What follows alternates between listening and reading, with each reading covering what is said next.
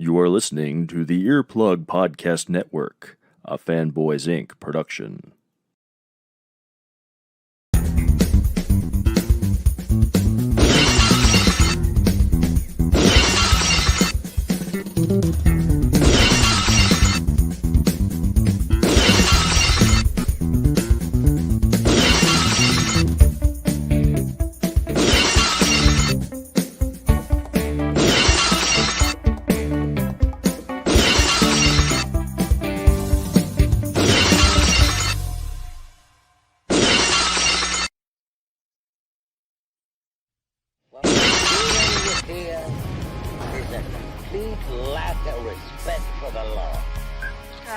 We're gonna be on the internet. Gathered together from the cosmic reaches of the universe.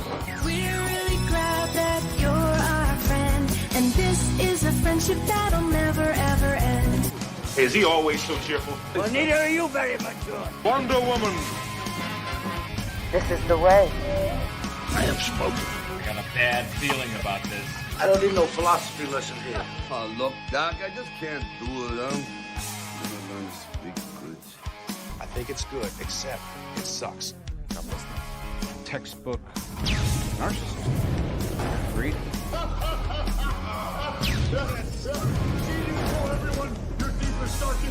His people are completely literal. Metaphors are gonna go over his head. You're gonna eat lightning, and you're gonna crash thunder. Follow me. The tower of power, too sweet to be sour. I'm funky like a monkey. Sky's the limit and space is the place. Are you ready?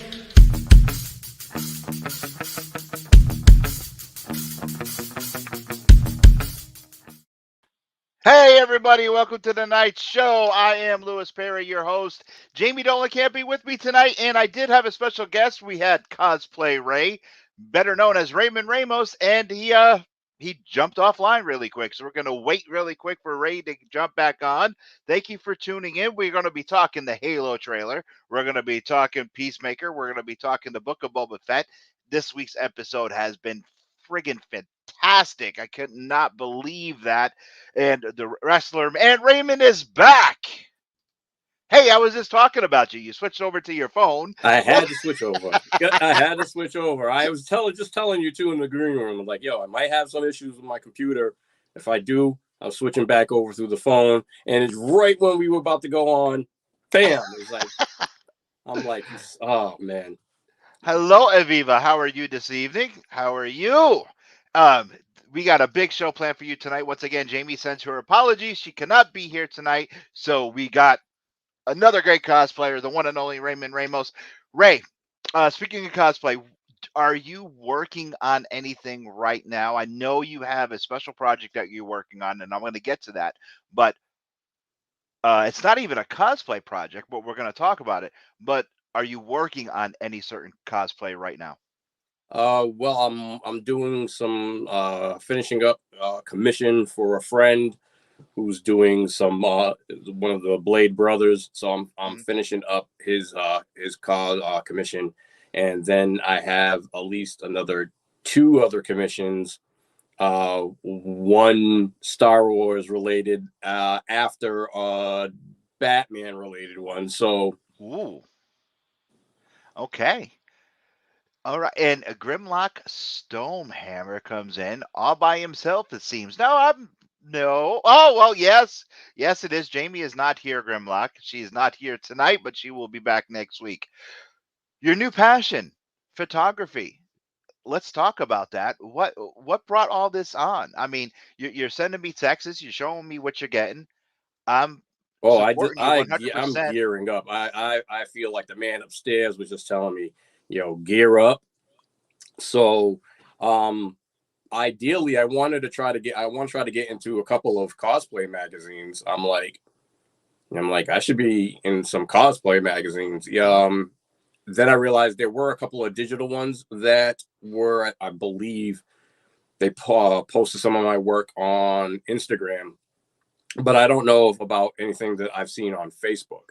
So I have a few friends who have been multiple times in cosplay magazines, and I'm like, man, I want to be like in an actual like magazine type of deal. So I'm like, well, I need to take certain pictures of certain stuff that I want to submit. And being that Blade is my Blade the series is the newest cosplay that I've been working on. It's an older show. Didn't last more than a season, but I really enjoyed that particular version of Blade. My cosplay twin, Fred Holt, has been the only person up to this point that's ever done that version of Blade. Everybody else is either doing comic book version of Blade, anime version of Blade, or obviously the movie version with Wesley Snipes.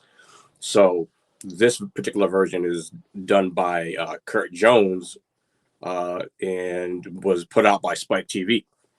So I told myself, if I ever finish upgrading my Wesley look, which actually my Wesley look is actually nothing more than Wesley combined with Kurt Jones, which is Sticky Fingers from Onyx version, which is a TV show. So TV show, movie, kind of a hybrid.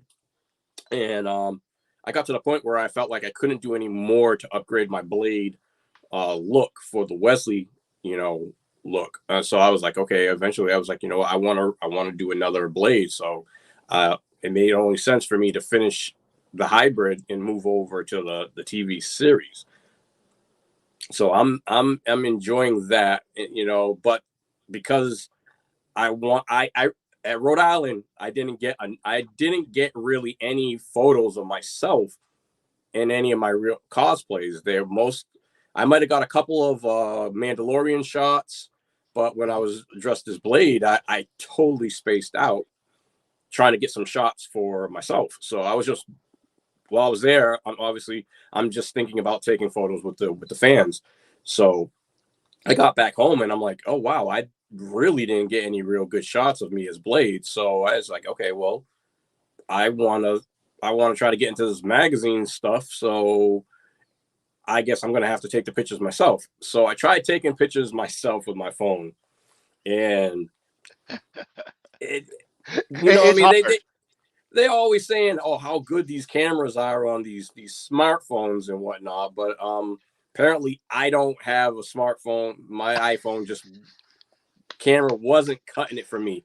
I set everything up. I put the backdrop up, the black backdrop, and I got my ring light set up, and I took the pictures of me as Blade. I tried to do comparison shots or reenactment shots of whatever photos I saw of Sticky Fingers or who was playing Blade on like Google or whatever. So had my tablet set up, and I was just trying to recreate those shots. And I'm like, okay, well, I need it to look a little bit professional, so I'm going to put like Diesel Photography in the bottom and try to make it look a little professional. Then when I posted them, I kind of was like, wow, they look a little grainy. You know what I mean? So I'm like, well, I'm not going to be, I thought I possibly could use, the pictures from my phone because, sometimes they would take good pictures. So I figured, okay, I'm going to take these pictures with my phone. But then when I really looked at it, I was like, I'm not really feeling the quality of this. So I was like, okay, well, I know my friends, David and Dominique, they take photos of themselves in their cosplay at their home. So I was like, well, if they could do it, why can't I do it? So I'm like, okay. So I started looking into going online, looking up, information about like what kind of cameras should I try to get for a beginner. Certain cameras came up, and I just was like, okay, I'm just going to do this. So I went to Best Buy, talked to somebody there. I didn't have many options. I had a Canon and a Sony. Mm-hmm. And the Sonys were way over what I wanted to pay. And actually, I didn't want to pay what I paid for the Canon. No, you told me that you bought the camera. I didn't want to pay any. I didn't want either one. I didn't want to pay for either one. So I basically was like, okay, let me get out of that thing. So I was like, all right, I got a choice. Or I'm like, bump it. I'm gonna go with the Canon. And then when the guy pulled out the box, I realized that it was basically a model that I was looking at, because online I was looking at a Rebel. So a Canon Rebel, I think it was a Canon Rebel T7i. And I'm still trying to get used to all the camera terminology. But so when he pulled it out, it was a Rebel, and I was like, "Oh, that's a Rebel." He was like, "Yeah, it's a Rebel." So I was like, "Okay, this must be meant for me to do this, because the camera that I looked up that I was like, okay, this looks pretty decent. It was the same exact camera that was at Best Buy, but it was an upgrade, one up. Okay. So I went back like 3 days in a row to Best Buy, and I was just like, okay, I need this. Okay, I need this. And I just asking him about what I thought I needed. Obviously, carry case and tripod and everything that I felt I was going to need to start taking these pictures. And luckily I didn't have to pay anything out of my pocket. The guy was like so cool about it. He told me about the store credit card thing, and he helped sign me up, and I got approved, and I was able just to put the merchandise on the card. So now instead of paying just that I get you, man. Instead of paying that lump sum, now I'll pay you like monthly payments and stuff. So that was way better. So I've been just like so excited about it. I've been throwing here. Hey, Lewis, check this out. Oh, look what I got. Oh. I tell you, that is how I told you when you told me about how you bought the camera. After the mishap we had that 1 year at Rhode Island with the TV camera, we were just like, okay, let's just buy our own. And that's how we did it. That's how we got the 4K camera. We got some comments. Grimlock says that you can do it. You can. And I'm sure he's referring to you getting into a magazine. Uncle Joe is in the house. Uncle Joe says, hey, Lewis and Ray. Andre says, geek out, everyone, and what's up, party people. Ali, our brother from another mother, he says, hey, guys. And Uncle Joe comes back with another comment saying, Ray, you need to set up a green screen to do your own background manipulation. Well, actually, Joe, I that's one of the things that I got. I ended up getting a lighting setup that came with like the stand, the white backdrop, the black backdrop, and a green backdrop. I ended up it comes with the umbrella lights, and it came with the fluorescent lights. A friend of mine kind of steered me away from fluorescent. He said he worked with it. He wasn't too fond of it. So I ended up buying another set of lights that were dimmable. So I've just been going and buying whatever I think I need to do this right.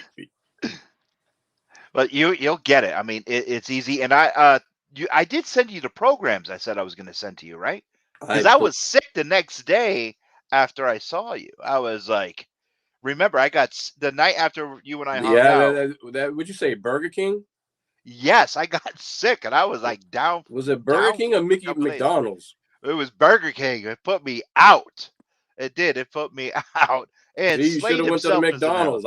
I should have. Matt Shaw says, hey, Lewis and Ray. And Uncle Joe comes back and says, impulse buying. I don't know if it would be called impulse buying. I think it's feeding a need. That's what I would say. I was actually looking for another camera, and I was going into the Angrygeeks funds, and Jamie actually said, first I said to Rose, hey, this is a good deal on another TV camera. And she goes, well, you got to go talk to your business partner. And I said to Jamie, I said, hey, this is a deal. Here's a camera. Here is this. And she goes, do we need another camera? I'm like, well, so we could do this. And next time when we're in another situation like we were at Rhode Island. And she talked me out of it. So she's a smart one. Yeah, she's a smart one. And it's because, no, we already have 3. Why do we need another one? Well, if you have 3. Well, the big one. I wanted another big one. We got the little 2 handheld ones. So I wanted another big one. Like, the big one that we carry around with. I want another one of those.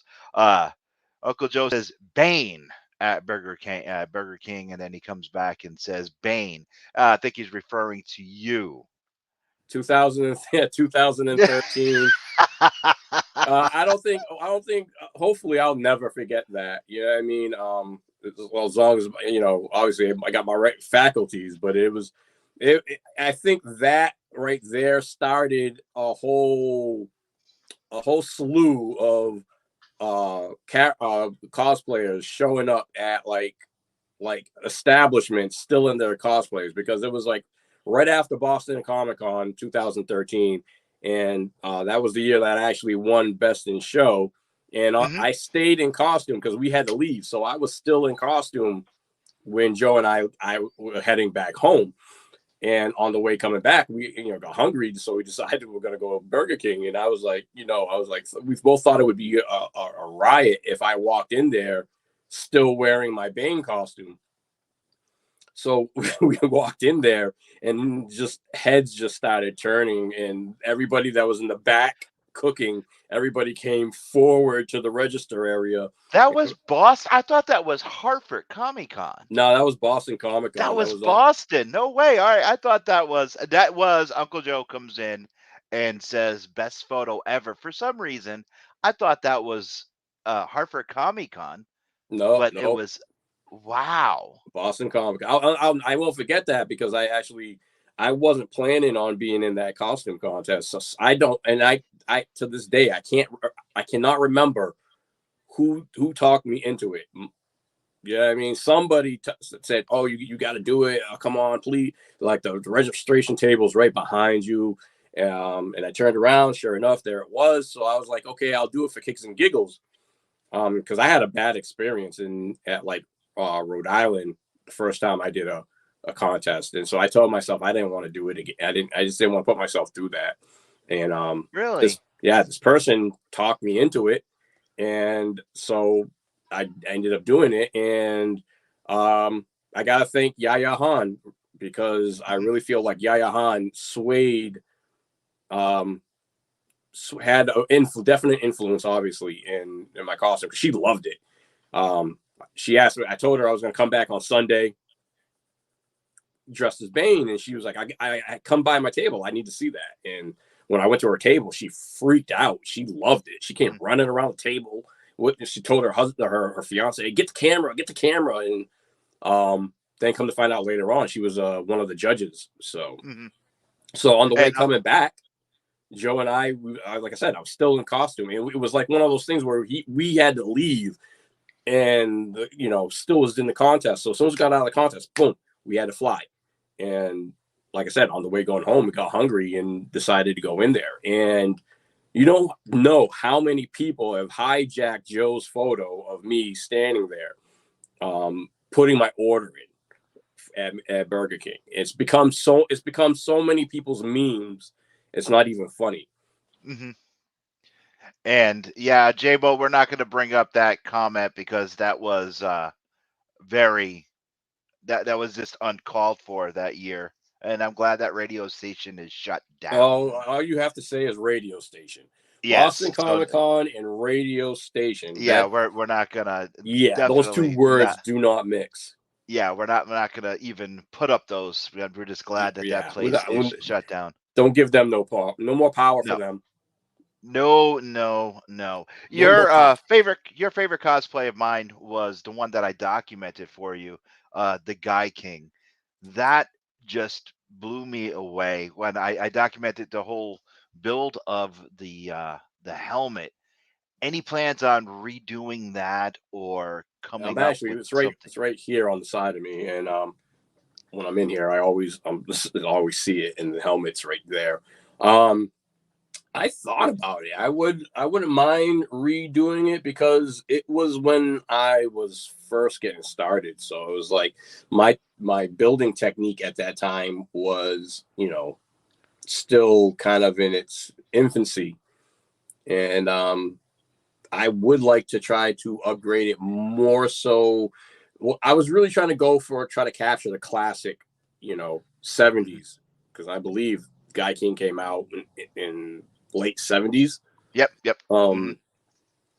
Because I was watching it, like, I believe right before the 80s.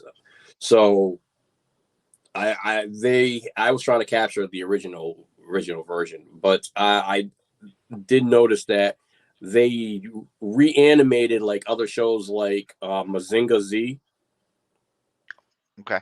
Which was, when I was growing up, it was called Transor Z. And so everything that was white on that character, they made more of a gunmetal kind of, like for the legs, arms, abdomen, all those So I wouldn't mind upgrading this and making this look a little bit more recent sci-fi if I could. But I definitely would need a handler to go around with me, because I would there were a few people I might have smacked in the head with my wings.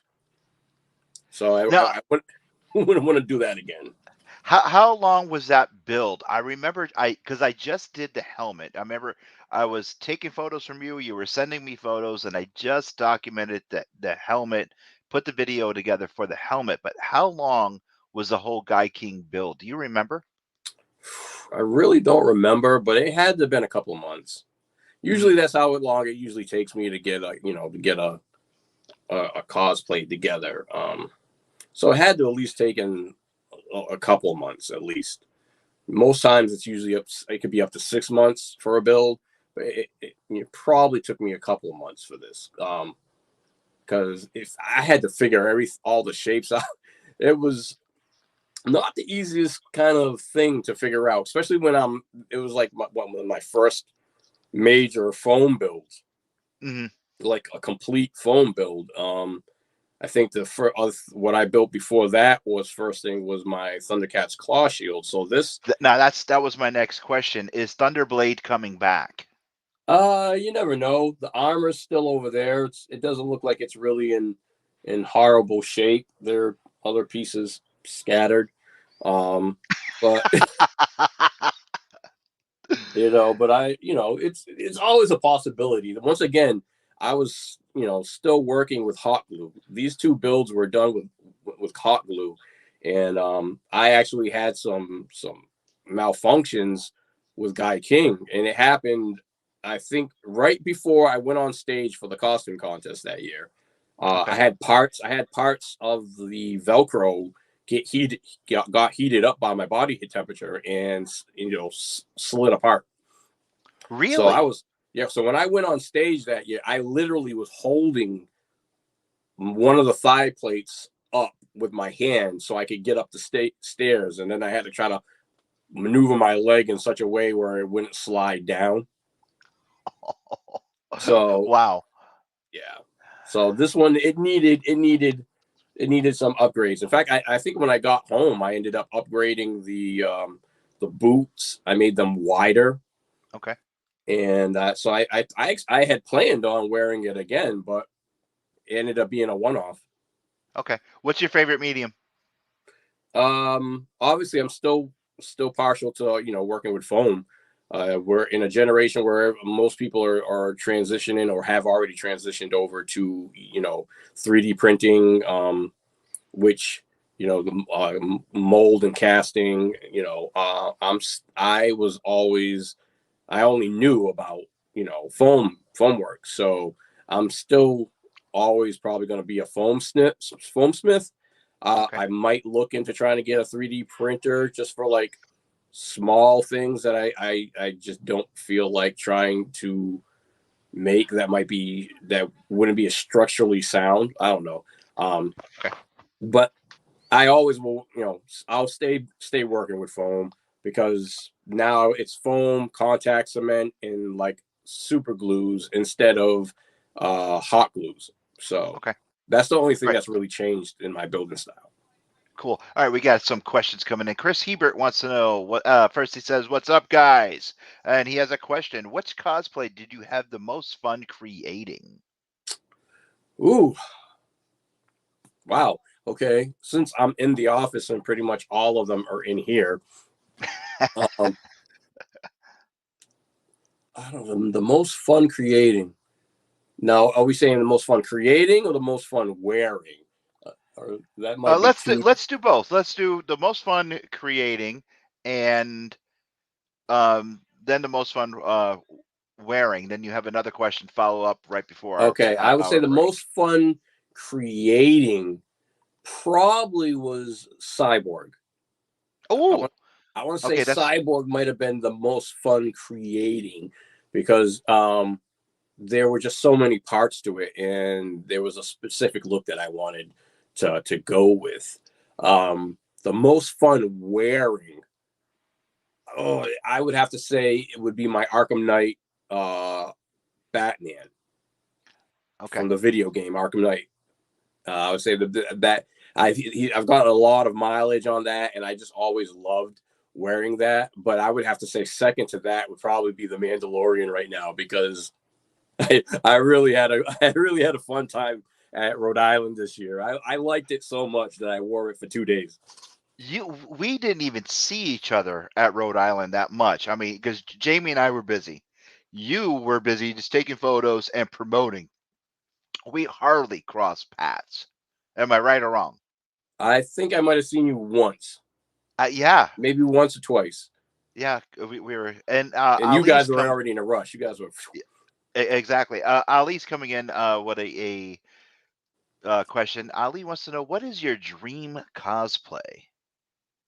What is my dream cosplay? I think I've pretty much done the ones that I really enjoy. I would not mind. I remember I wanted to do like Devastator from Transformers. Ooh.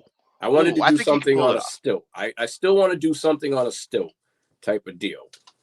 But I have a friend, Christopher, who's already done Devastator without being on stilts. He just did like, cosplay. LaValle, Christopher LaValle. Yes. Yeah, okay. So when I saw he did Devastator, I was like, oh, okay, well, I already had a friend do Devastator. But I wouldn't mind doing a Mega Supreme. Ooh. Okay. What about a villain? No, not a villain. Not a villain. No. I'm asking you, what about a villain? If you would cosplay as a villain, who would it be? If I was I've already done one. I've only done one villain, and that was Bane. My nature in general will always lean toward the good guy. So me doing villains is very rare. So Bane was the only one. I rather promote the good guy. Okay, fair enough. Aviva says that we, meaning our Mark and her family, never got a chance to see Ray at RICC this year. And Jabo McNeil comes in saying, "Do Megatron. That would be awesome." Oh. Yeah, once again, villain. So it's like, I know a lot of people don't know a Mega Supreme, but I grew up we're not G1 stuff. So it's like, I still want the figure, I still want the Transformer. I never got my hands on that yet. So it's like, I don't know. There's always part of me that really enjoyed Omega Supreme. And I think on stilts, stilt work will look really cool. Now, could you walk on stilts, or would you have to do it like Antonio's Warhammer? Antonio. His Warhammer. I could probably do it on stilts. So either or. Okay. His because Antonio's Warhammers, they're not on stilts. They're on kind of like big platforms, platform trampoline type things. Yeah, like giant platform type stuff. So would you do it on stilts, or would you do it on platforms? Either or, whatever would get me, the right size that I need. But it's also hard for me because I roll solo. So whatever I do, I have to be able to pack up in bins. And that's a reason why I haven't done any real like stilt work or really like elevated characters, is because I need to be able to put them in like the travel bins. Because I have a sedan, so I don't have like a truck or anything of that nature. So I got to make sure everything can either fit in the back seats and then the trunk. All right, a roadblock. Your roadblock is on the spot. It's fantastic. Is that your go-to cosplay if you're tired? You're like, I'm just going to do roadblock, put this on really quick, carry out that big gun, and just walk around. If it's raining outside, you're just going to throw on roadblock so nothing gets wrecked. Is roadblock your go-to cosplay for bad weather? It probably is one of them. See, it would either be like roadblock, or even better than that, it would be Nick Fury. Oh, I completely forgot about Nick Fury. Okay. You know, it's just an eye patch and regular, the leather jacket and the tactical gear, and I don't really have to worry about too much getting damaged. With Roadblock, I wouldn't really want to get the vest wet because the vest is still like foam pieces covered with Wonderflex and things like that. So I wouldn't want to get expose the Roadblock vest for to the nature too much. All right. We're going to take a quick 30-second break for our sponsor. And when we come back, we're going to talk Halo. We're going to talk Book of Boba Fett and Question of the Week. We'll see you in 30. Angrygeeks Show. Brought to you by CH Square Collectibles, Comics Collectibles, and more. Magic the Gathering every Friday at 6 p.m. Located at 39 Wedgwood Drive, Suite 232, Jewett City. Comics, sports card, autographs, online sales. CH Square Collectibles, proud sponsor of the Angrygeeks Show. And February 20th, make sure you stop by CH Square Collectibles. The Angry Geeks will be there in person. We're going to be having some fun for their anniversary and one day after my birthday. So make sure you come by and give me a gift. Jamie's not here, so I can say that. And Raymond's not going to say anything, and neither is Aviva. So make sure that nobody heard me say that, but you all did hear they say that. Go to CH Square Collectibles, buy something for yourself, and buy me a gift. Anyway, February 20th, the day after my birthday. Raymond, Book of Boba Fett. What are you thinking? What do you think? Are you digging it? I mean, there's a lot of controversy online. I am digging it. I am loving it. And Chris, can't wait. We'll have a cake and lots of sales. Chris is the owner of CH Square Collectibles. Thank you very much, sir. And a cake for me. Oh, my God. Or is it the cake for the anniversary of the store? I'm not sure. I like to think the cake is going to be for me. Anyway, Book of Boba Fett. What are your thoughts? What are your thoughts on the show? Could be patty cake. Patty cake? This is not Roger Rabbit. Aviva says, love this week, but did miss Boba. Okay. All right. Now, spoilers. If you have not seen last week's Book of Boba Fett, we may spoil it for you. So I am sorry. You got to get caught up. It's gonna happen. So please. And Michael J says, love it. Love you guys. Michael, the baby is adorable. I just want you to know that. Oh, my Lord. So adorable. Congratulations. Book of Boba Fett. Let's go. Come on. Yo, it's making me want to make a Boba Fett costume. That's how much I'm enjoying it. I don't care. I don't care if some people think. I was talking to my boss at work about this the other day, sometime last week, and it's like, okay, what do we know of Boba Fett, right? We only know of his 6 minutes and 30 seconds of screen time during the original trilogies. Correct. We know of his going back into origin stories with the prequels with his father Jango Fett.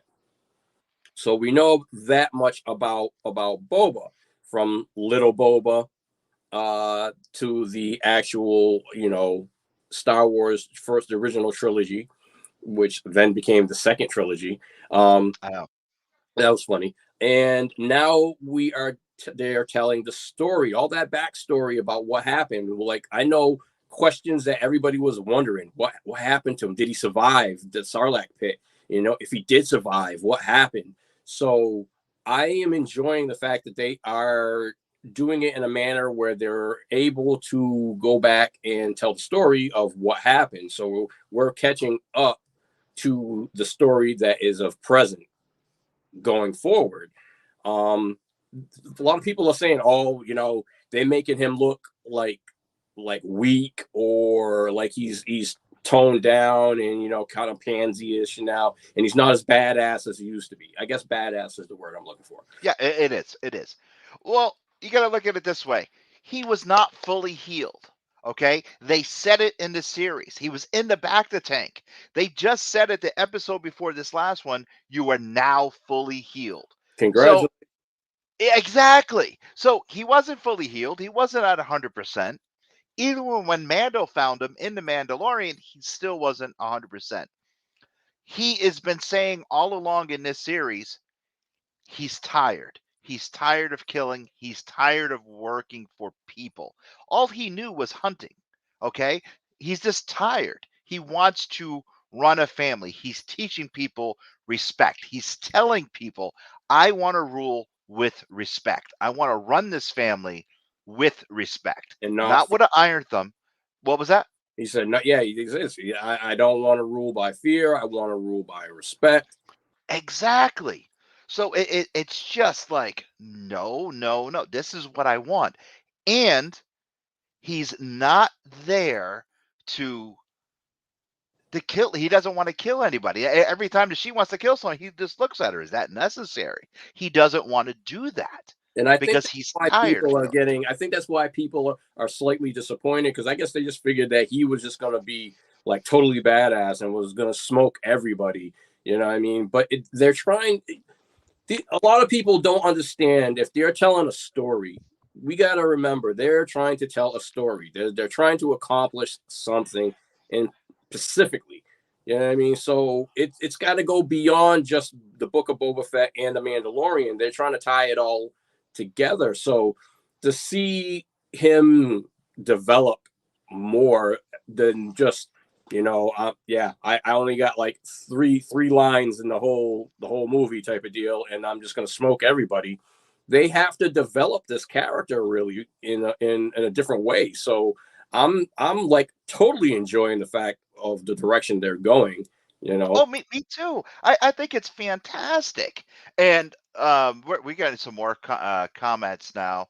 Matt Shaw, Slade himself, is coming in saying this Boba Fett rebirth, his second chance at life. So he is doing things differently. Exactly. Jabo says that the Clone Wars animated series as well. In Ty says, I jumped on quickly to tell you I loved the Book of Boba Fett, and she loves you, us too. And Ty, we love you too. And please tell Mom I love her as well. And Jabo says, I like how he got out of the Sarlacc pit, and everyone wanted to know how he did it. Of course. And it's also because of that armor. The armor kept him alive. It is giving you the credibility of the Mandalorian armor. Now, Michael also comes in. He says that I think the series would have been made a better movie, but he is enjoying it. I'm definitely enjoying it. It's great. You put it all together, it would be a great movie. And I don't know what people are complaining about. Like I said, people are complaining because they all this time they've had this mental, image of who they thought Boba Fett was.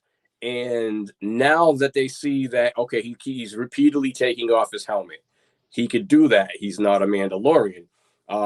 He's not wanting to kill people.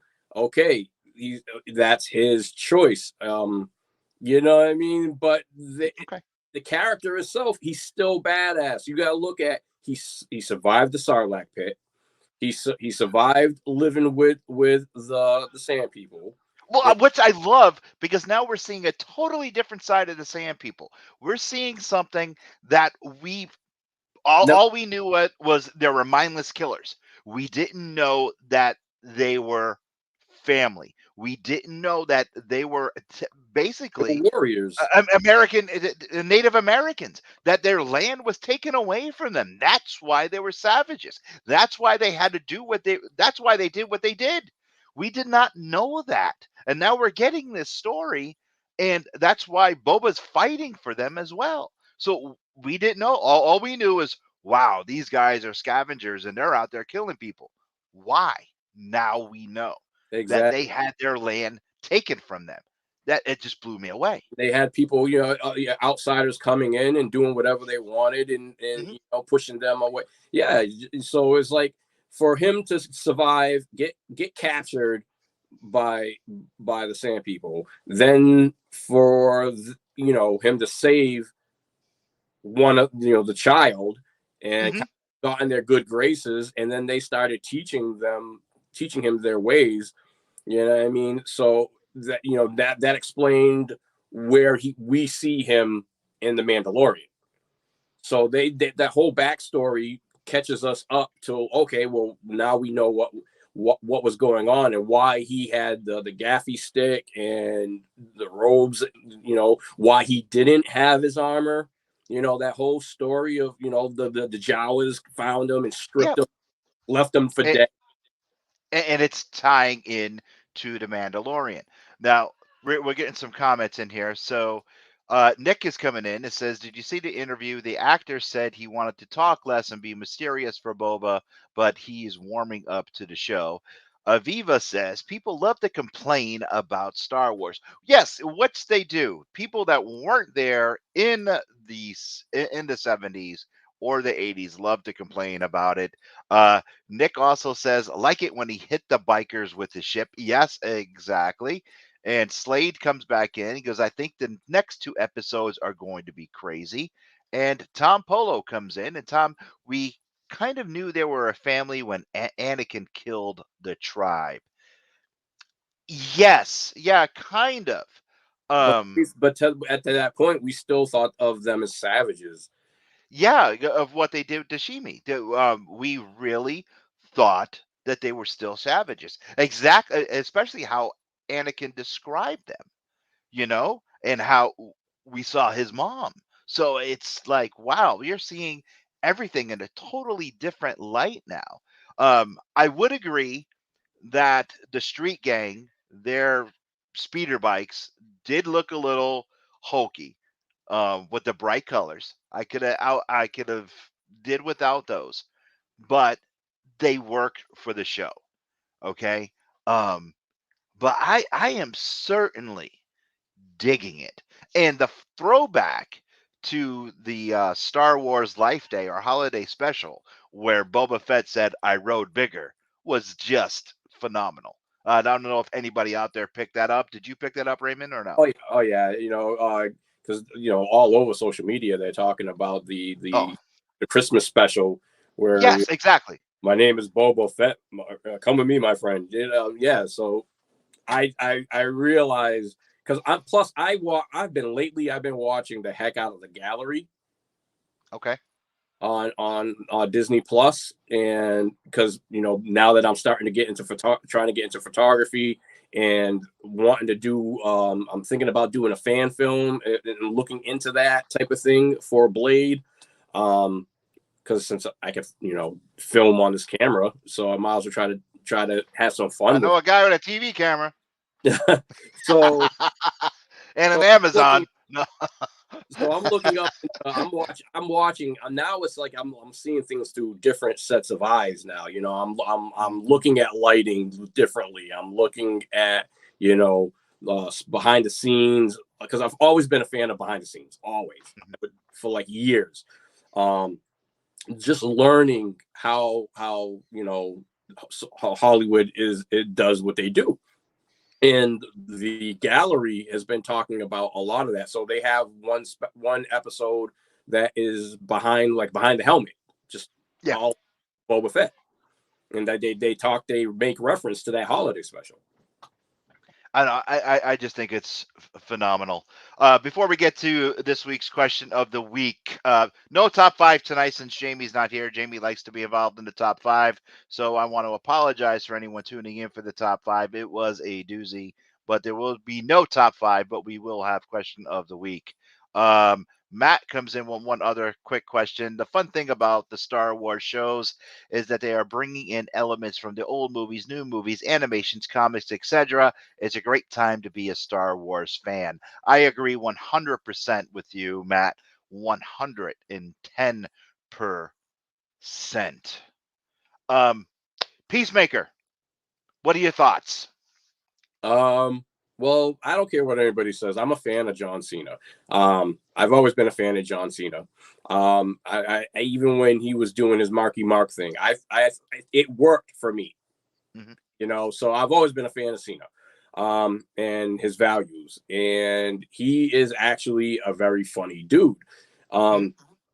So I didn't know much about Peacemaker other than from what I saw in Suicide Squad, the second Suicide Squad. Okay.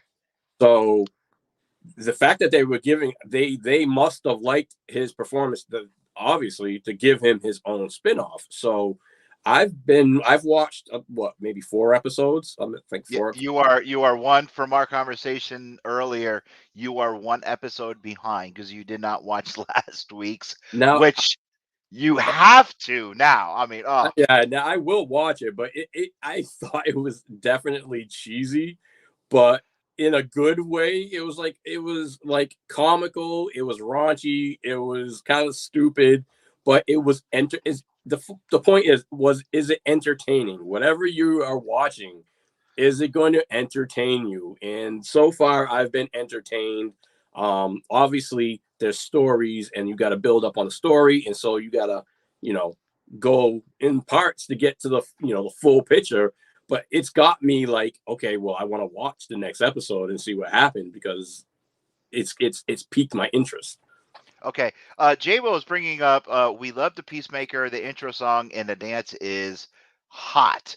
Now, the intro is different every episode. There is something.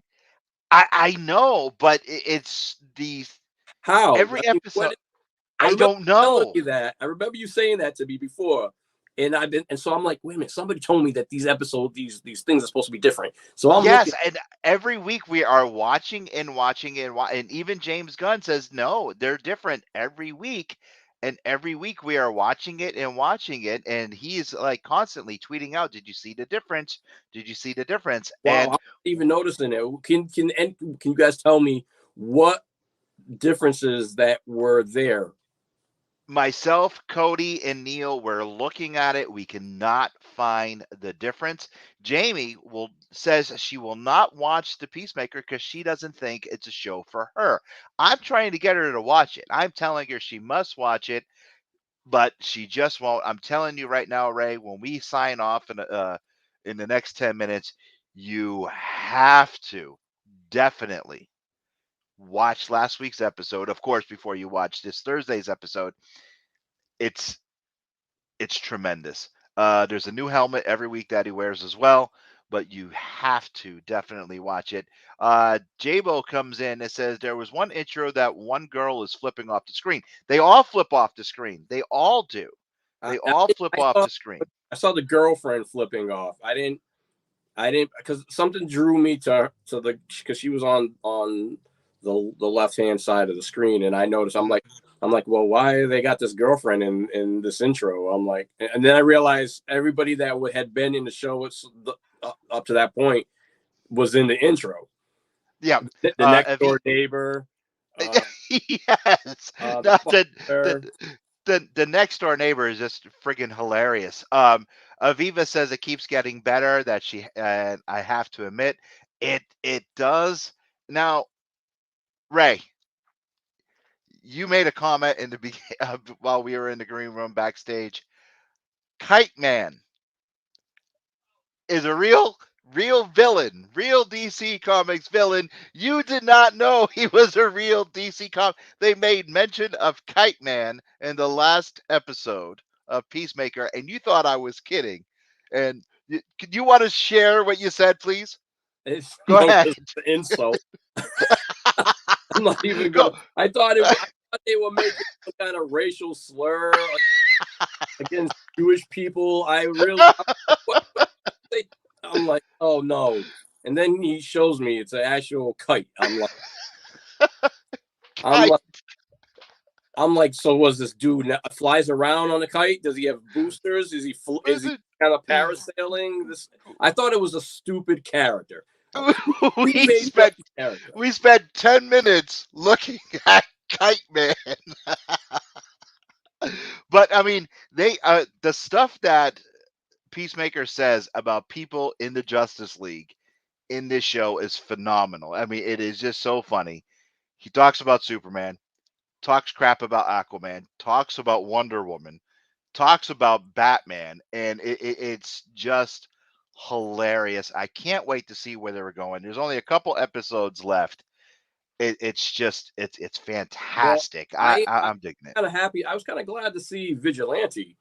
Yes, because last time I saw Vigilante was in the Arrowverse. Mm-hmm. You know, and he was what was it? Was it Canaries? No, it wasn't Canaries. It was one of the other. It was the other Black Canary's old boyfriend. Yeah, it's still Adrian Chase. Yeah, same character, but he is so. I over think the top silly. Yeah, it is. It is over the top insane. It's not like really. I'm taking these characters serious. It's not like a serious dark. You know, like the Dark Knight or Justice League or Batman or the characters, or even the Arrowverse, where the characters are a little bit more taken a little bit more seriously. This is definitely more comical based, in my opinion. Definitely. Now, keyword, seriously. Let's get to this week's question of the week. We got 10 minutes left. This week's question is kind of sort of brought to us by one of our listeners, Tom Polo. He kind of posed this as kind of a top 5 / question. So I'm going to bring this up right now. Who was the better Joker, Jack Nicholson or Heath Ledger? Who was the better Joker, Jack Nicholson or Heath Ledger? Who do you think? Raymond, you go first. Who was the better Joker? Oh, man. I would, Jack really established that character. Like, obviously, Caesar originally in the Batman. No, Mark. I would have to, I want to, before we get to the question, no, Mark. I did not even go back and try. And Mark comes back in saying Ledger.